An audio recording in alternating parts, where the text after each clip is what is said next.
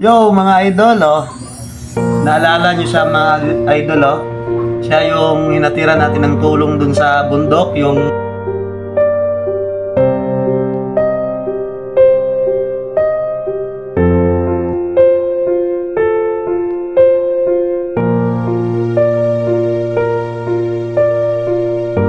yung may sakit ng skin TB tsaka may komplikasyon si atay.